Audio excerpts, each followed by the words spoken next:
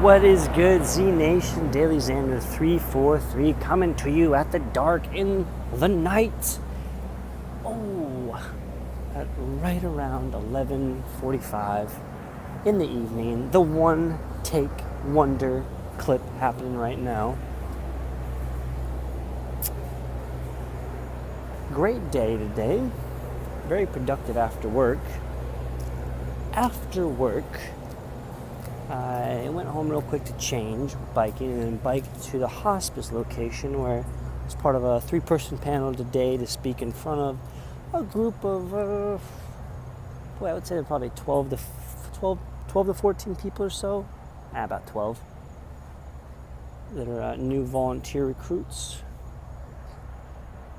for Hospice, and I just was basically questioned and told a little bit of my story and such, my experience with Hospice, and provided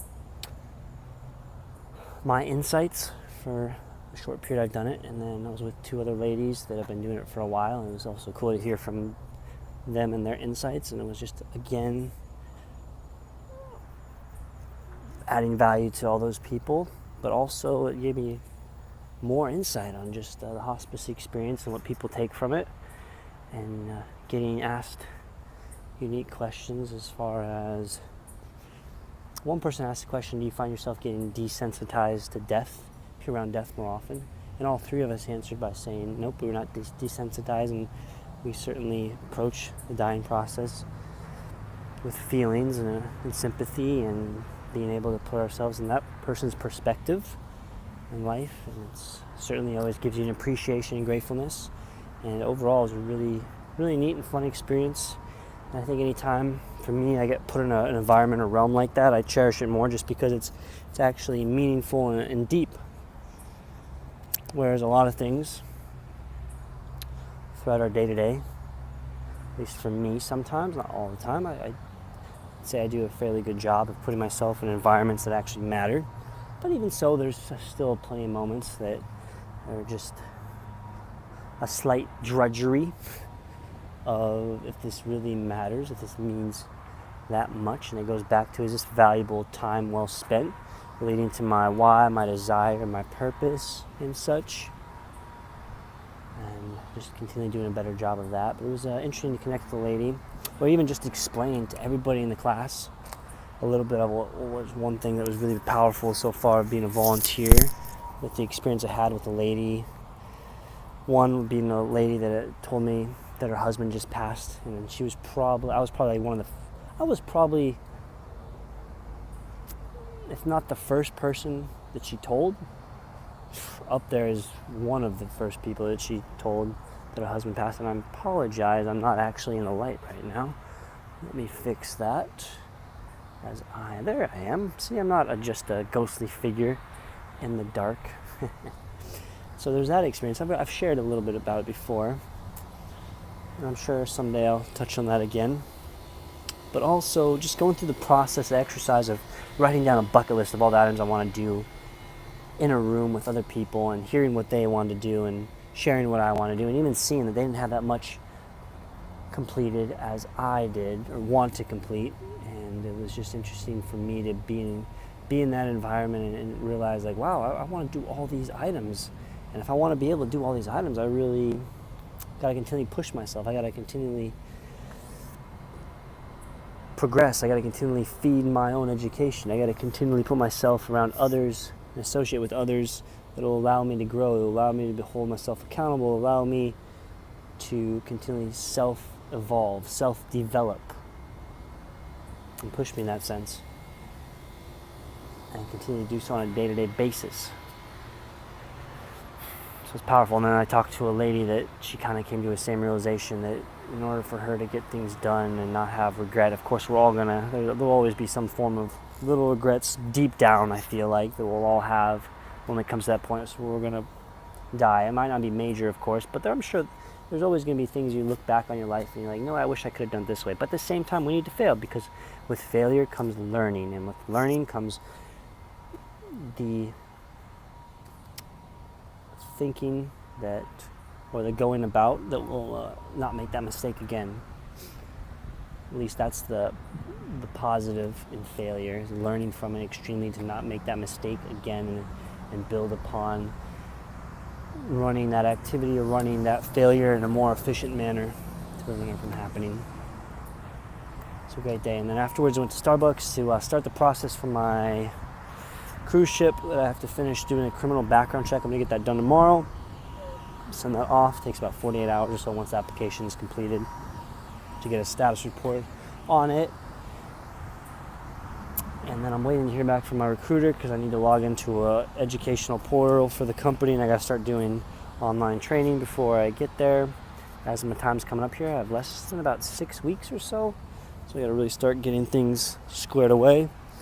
And looking back, and I think that's something that's been on my mind a lot the past couple weeks, mainly the last week or so, really starting this process and getting the ball moving. So I know for sure, even though I already bought my ticket and stuff, and I already signed my acceptance letter and such, but just really finalizing and making sure I'm all squared away and set to go to London and get my training on board so I can go to the next process of working for the cruise liner.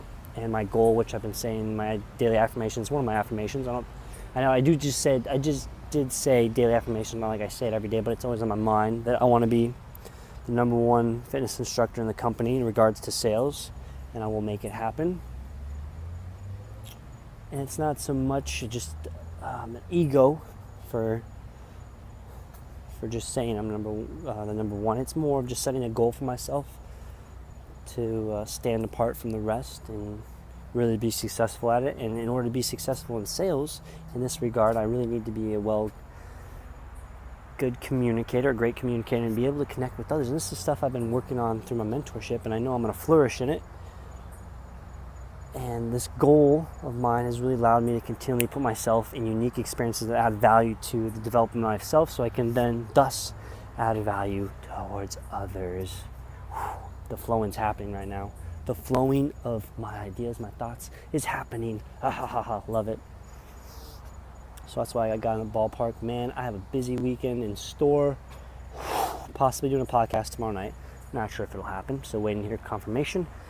Gonna chat with a London Real Academy member who lives in Australia tomorrow over Zoom application, and then over the weekend, Saturday, in a volunteer thing for one of our clients.